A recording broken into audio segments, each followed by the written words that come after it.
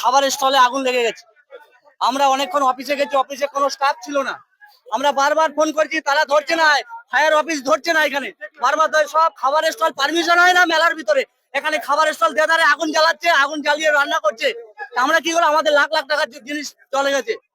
আপনারা বলুন তো, ফায়ার ব্রিগেড ছিল না, এখানে কেউ ছিল না, কোনো ব্যবস্থা ছিল না, অফিসে কোনো স্টাফ ছিল না। 40 মিনিট পরে আমরা 40 মিনিট বালতি ধরে আমরা জল নিভিয়েছি, সব শিল্পীরা করেছে।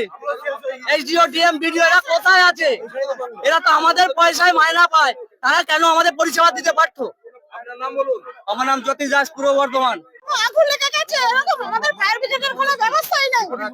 এরকম আর্টিজানদের আমাদের যে এত কোটি লাখ লাখ টাকার মাল মানে পুড়ে গেল, আমরা তো সবাই মিলে আর্টিজানরা সবাই মিলে এসে আগুন বাতি বাতি জল দিয়েছি। তাহলে ফায়ার ব্রিগেডের এখানে কোনো ব্যবস্থা নেই। আমি নিজে ডিএম অফিসে গিয়ে বললাম, আমরা সবাই মিলেই তো আমরা সবাই মিলে বাতি বাতি জল নিয়ে ফায়ার ব্রিগেড আসেনি। আমরা তো ফায়ার ব্রিগেডের নাম্বারই জানি না। ফায়ার ব্রিগেড এক্ষুনি এলো, ফায়ার ব্রিগেড এখানে দাঁড়িয়ে ছিল না, দাঁড়িয়ে ছিল না। মেলাতে তো ফায়ার ব্রিগেড থাকার কথা ছিলই না, ব্যবস্থা পরিষেবা দেয়নি আমাদেরকে। পরিষেবা ফায়ার ব্রিগেডে পাননি। আমার নাম অর্চনা মন্ডল। আমার এখানে আমাদের মাঠে ওপেন প্লেস, এখানে তো কোনো লাখ লাখ টাকার মাল এক একটা আর্টিজানের নষ্ট হয়ে গেছে। এটা কে দেবে? এসে আমরা এই মাত্র খবর পেয়ে এলাম। সরকারি মেলা আমরা বলি, সবসময় বলি একটা করে ফায়ার ব্রিগেডের যেন ইয়ে থাকে, ফায়ার ব্রিগেড থাকে।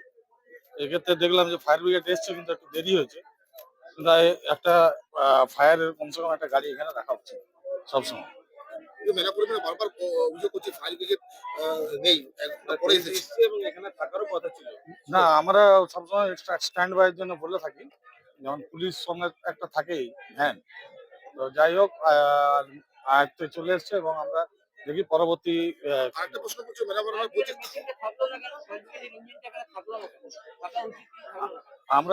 আমরা বারবার লিখিত অভিযোগ লিখিতভাবে জানিয়েছিলাম যে একটা ফায়ার ব্রিগেডের সবসময় ইয়ে দেওয়ার জন্য বলেছিলাম। তো পরে আমরা ইনকোয়ারি করে দেখছি কার গাফিলতিটা এটা হচ্ছে। আমরা সেটা ইনকোয়ারি করে দেখে তারপর আপনাদের জানাচ্ছি।